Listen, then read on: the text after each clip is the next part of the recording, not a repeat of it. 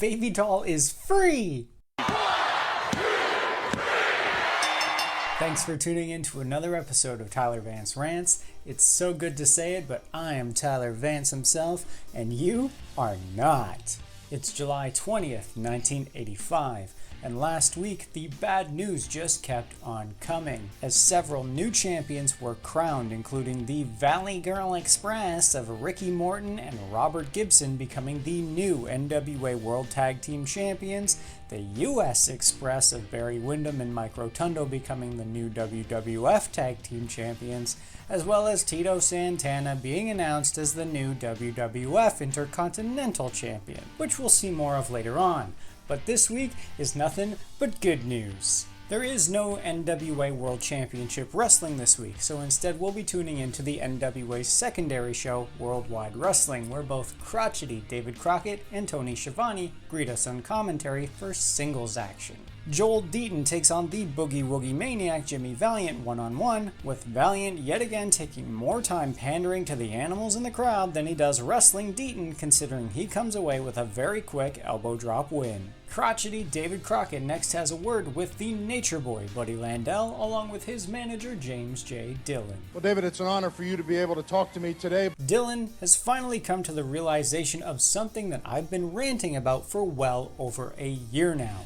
The officiating in the National Wrestling Alliance is absolutely atrocious. As a result of this, Landel himself has had even harder of a time than your average wrestler, having to prove himself not only to the moronic masses, but also overcome severe adversity with regards to that horrible officiating, starting at the bottom and working his way all the way to the very top. I have no doubt now that the Battle of the Nature Boys is about to come to a head regarding the NWA World Heavyweight Championship. The NWA World Junior Heavyweight Champion Denny Brown takes on the Barbarian, accompanied by Paul Jones, in a non-title singles match next. At the sound of the bell, the Barbarian hefts Brown up for a huge military press, and moments later, when the NWA World Junior Heavyweight Champion attempts a crossbody, he's caught and draped over the top rope neck first. A leg drop from the Barbarian follows before the match heads ringside, where Denny Brown's back is slammed into the ring post. Once back inside the squared circle, Brown suffers a headbutt before the Barbarian goes to the top rope and delivers a diving headbutt to get the 3. It's back-to-back action this week as Gene Ligon and George South take on the NWA World Tag Team Champions, the Valley Girl Express, in a non-title tag team match next. Both Ricky Morton and Robert Gibson are simply too fast and streamlined for their opponents to make any kind of meaningful impact against them, winning impressively with a double dropkick. Crotchety David Crockett's next guests are the former NWA World Tag Team Champions, the Russian Bear Ivan Koloff, his nephew the Russian Nightmare Nikita Koloff, and Krusher Khrushchev. Nikita Koloff himself blames Crockett for the NWA World Heavyweight Championship to still belong to the Nature Boy Ric Flair. And he's not wrong. Without any kind of explanation, suddenly David Crockett was the special guest referee during Koloff and Flair's match for the championship at the Great American Bash, doing everything that he could to sabotage the Russian Nightmare's match, all to his best friend Ric Flair's glee. You should be ashamed of yourself, Crockett. Turns out that the Kremlin, the seat of government for the Soviet Union, was very unhappy about the events that transpired at the Great American Bash, and they have given the trio a very short amount of time to reclaim the NWA World Tag Team Championships for the glory of Mother Russia. They've even sent a flag straight from Red Square to inspire the Russians. I'm telling you, Rock and Roll Express, you'd better look out! No longer quaking in fear, crotchety David Crockett's next guest is the raging loser Manny Fernandez, who has taken issue with Paul Jones lately, especially regarding his actions towards not only Fernandez himself, but also the Boogie Woogie Maniac Jimmy Valiant. Before Paul Jones has heard enough and gets into Manny Fernandez's face. But just as the raging loser is about to do something stupid, yeah, get some! The Nature Boy Buddy Landel, accompanied by James J. Dillon, takes on Mark Fleming in more singles action next, with Fleming scoring 2 quick arm drag takedowns before Landel responds with a hip toss. A standing dropkick follows, which precedes Dillon giving the Nature Boy's opponent some free advice. A vicious knife-edge chop echoes throughout the arena before Buddy Landel body slams Mark Fleming. A reverse elbow catches Fleming moments later, and then a figure 4 leglock from Landel secures him the win. Kendo Nagasaki takes on the NWA United States Heavyweight Champion Moron TA in a non-title singles match next. Attacking Moron as soon as the bell rings, but the NWA United States Heavyweight Champion responds with a dropkick along with a belly-to-belly suplex to get the 3. The NWA World Tag Team Champions, the Valley Girl Express, are crotchety David Crockett's next guests to be interviewed, and both Ricky Morton and Robert Gibson state that winning the championships was incredibly difficult, but know that holding on to them will be even harder. To my surprise, the Valley Girl Express are willing to even offer a rematch to either the Russian Bear Ivan Koloff, the Russian Nightmare Nikita Koloff, or Krusher Khrushchev. Aw, come on boys, don't you like being the champions? I knew your honor and integrity would be your downfall. The championships are heading back to Moscow, baby. The main event of NWA Worldwide Wrestling sees 2 of those aforementioned Russians, the Russian Nightmare Nikita Koloff and Krusher Khrushchev, accompanied by the Russian Bear Ivan Koloff, take on American Starship member Eagle along with Lee Ramsey in tag team action. Despite losing the NWA World Tag Team Championships, the Russians are still a very dominant and effective team, keeping Ramsey isolated from Eagle for the entire match until Khrushchev hefts him up and Koloff nearly decapitates Lee Ramsey with a Russian sickle. But wait a minute, Tyler, you said that baby doll was free. And boy howdy is she! It all started with the NWA World Television Champion, the American Delusion, Dusty Rhodes, forcing his prisoner of war baby doll to do such a degrading act, shoveling horse crap at Nelson Royal's ranch before baby doll decided to outwit her captor. Just watch. Since I've done everything you've told me to in that dadgum stall, do you think maybe I could learn to ride one of these things? Well, my goodness, look at there. You know, the blanket goes on for the saddle. Girl, you learned to be a real lady now, ain't you? Pretty good for a city girl, huh? This is Floyd. Floyd, let me give you a secret, son. Come on, let's go, Floyd!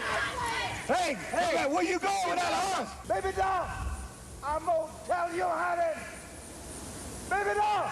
What a glorious day! Vince McMahon and the living cream puff Bruno Sammartino greet us as WWF Championship Wrestling gets underway with a tag team match, which sees Steve Lombardi and Ron Shaw take on the Killer Bees. Okay, B. Brian Blair and Jumpin' Jim Brunzell look like absolute geeks in their black and yellow outfits, but that does not stop the Bees from stinging their opponents all over with a mixture of power moves and teamwork. Classy Freddie Blassie then joins guest commentary to talk about the WWF Manager of the Year competition, and to my delight and surprise, it turns out that Blassie himself is currently in the lead with the most votes. Sure, I mean, I may have sent in 10 dozen different votes under different aliases, but that's besides the point. Freddie Blassie deserves to win. Back to the action, Blair hits a sit-out on Lombardi from the top rope along with an elbow drop to secure a win for the Killer Bees. The WWF propaganda update has been funneling that blood money into a snazzy new set and intro while Lord Awful Alfred Hayes takes a moment to focus on Tito Santana, who admittedly has accomplished an incredible feat, not only returning from injury, but finding success in the tag team division alongside the Junkyard Dog, as well as reclaiming the WWF Intercontinental Championship from Greg the Hammer Valentine. Gary Starr takes on a returning Adrian Adonis, who we haven't seen since shortly after losing the WWF Tag Team Championships alongside Dick Murdoch to the US Express of Barry Windham and Mike Rotundo during their first run as champions. Bobby the Brain Heenan accompanies his newest client down to the ring, having entrusted Adonis with the $25,000 bounty on Mr. Blunderful Paul Orndorff's head, before handcuffing the briefcase to his own wrist so that no mook from the animals in the crowd can rob the Brain at ringside. With Mr. X's failure to capitalize on the $25,000 bounty on Paul Orndorff's head last week, it falls to someone more capable in Adrian Adonis, who demonstrates what Mr. Blunderful can expect as Adonis decimates Star, knocking him out cold with the Big Apple. I'm not sure that's legal though, because he was rubbing his knuckles. I guess it might be, I don't know. You're an embarrassment to color commentators everywhere, Bruno Sammartino. Doc Butler has the unfortunate task of facing off against Hillbilly Jim's Uncle Elmer in more one-on-one competition, yeah! Attempting a dropkick on the fat pig, which has no effect. Butler then tries to ram into Uncle Elmer full force, opening the way for that hillbilly goof to hit a leg drop for the 1, 2, is that right? 1, 2, 3. Terry Funk and Jose Luis Rivera go head-to-head next, despite the ring almost likely having a divot from where Uncle Elmer dropped his big behind, with Funk threatening the replacement ring attendant standing in for Mel Phillips not to be an idiot like his predecessor. Despite hitting Rivera with a headbutt and stunning the Puerto Rican, Terry Funk suffers a huge backdrop but recovers quickly enough to employ a back suplex into the ropes before slamming his opponent hard down to the mat. Jose Luis Rivera is then thrown to the floor, and as Funk follows him, he employs an atomic drop. Once back in the ring, another headbutt greets Rivera before he's dropped neck first over the top rope, and from there, a sleeper secures Terry Funk the win. Hello, peasants. Oh, wonderful to see you. 16 times. This is my 15th championship, and I'm proud of it. I truly believe that you are one of the biggest pigs that I have ever seen. You have these silly little things on your...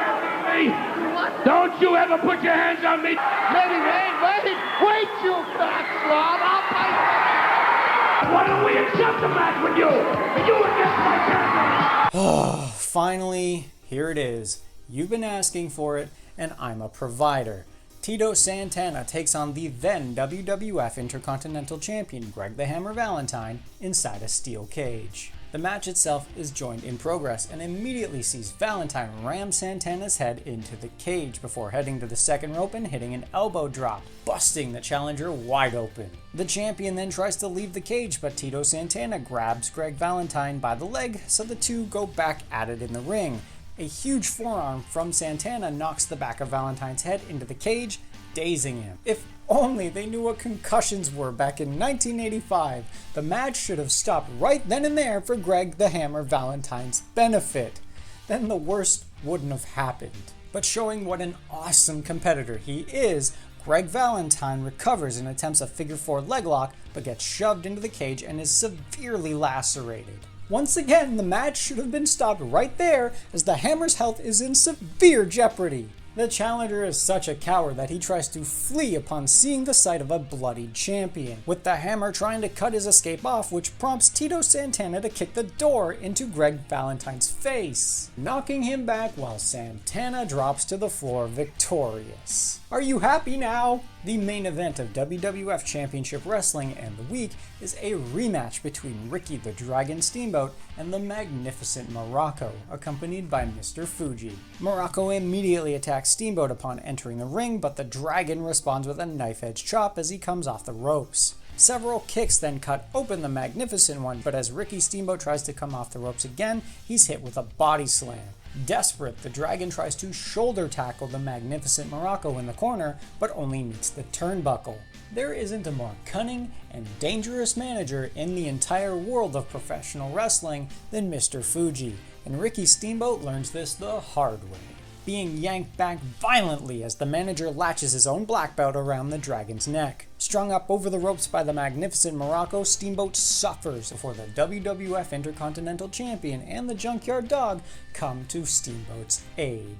But with that, the week comes to an end, and I am so happy for Baby Doll that I could just sing, baby. Instead, I'm gonna shave off this nasty facial hair from my beautiful face, have a shower for the first time in 2 weeks, and then finally get a good night's rest. Thanks for tuning in to another episode of Tyler Vance Rants. Make yourself happy by hitting the bell, liking the video, and subscribing so you're always aware of when a new episode of good pro wrestling content is released. You can also continue making yourself even happier by following me on social media, where it is 1985 all over again. That's all for now, so I'll see you next week. So long. Starting at the bottom and working his way slowly, very to the top. Very to the top? What? All the way to the very top. Oh my goodness. It turns out that the Kremlin was